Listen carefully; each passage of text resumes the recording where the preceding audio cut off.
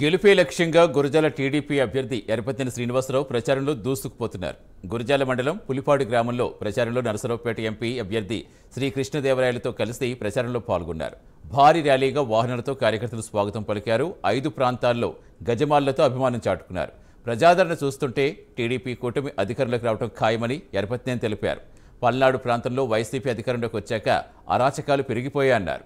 పల్నాడు ప్రాంతంలో 11 మంది టీడీపీ నేతలు హత్యకు గురయ్యారని ఆవేదన వ్యక్తం చేశారు. తన గెలుపుతో ప్యాక్షన్ రాజకీయాలకు చర్మగీతం పాడతానన్నారు.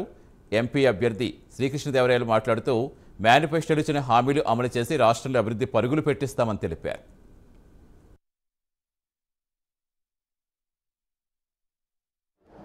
పులిపాడు గ్రామంలో గురజాల మండలం గౌరవ పార్లమెంట్ సభ్యులు ప్రస్తుత తెలుగుదేశం పార్టీ అభ్యర్థి లావు శ్రీకృష్ణదేవరాయలు గారు, అసెంబ్లీ అభ్యర్థిగా నేను ఈరోజు ఎన్నికల ప్రచారంలో పాల్గొన్నాం. పార్లమెంటు మొత్తం కూడా శ్రీకృష్ణదేవరాయలు గారు కూడా పర్యటిస్తున్నారు. గురజాల ఇక్కడ కూడా చూస్తే చాలా బ్రహ్మాండంగా కూడా రేపు మేము గెలవబోతున్నాం.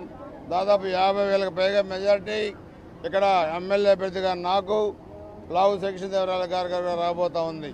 5 సంవత్సరాల అరాచక పరిపాలనకి, దుర్మార్గ పరిపాలనకి, ఈ హంతకుల పరిపాలనకి మే 13వ తారీఖు ఆంధ్రప్రదేశ్ ప్రజానీకం చర్మగీతం పాడబోతున్నారు.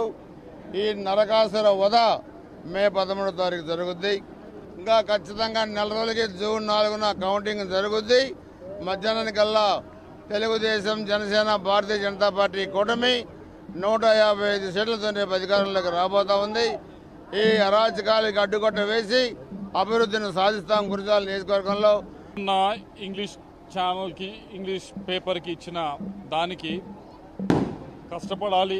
ఇప్పుడు కూడా చెప్తాను, మే 12వ తారీఖు కూడా చెప్తాను, కష్టపడాలి, కష్టపడితేనే గెలుస్తామని. కష్టపడితే గెలుస్తామనే దానికి, కష్టంగా ఉంది గెలవటం అనే దానికి చాలా తేడా ఉంది. వారికి ఇప్పుడు అర్థమవుతూ ఉండుంటుంది.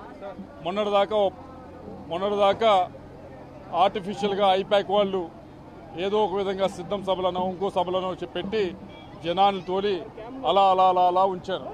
కానీ ఇప్పుడు ఎలక్షన్ కోడ్ ఏదైతే వచ్చిందో, ఇది నామినేషన్స్ పూర్తయిన తర్వాత పూర్తిగా ప్రజలందరూ కూడా ధైర్యంగా ముందుకు వస్తున్నారు.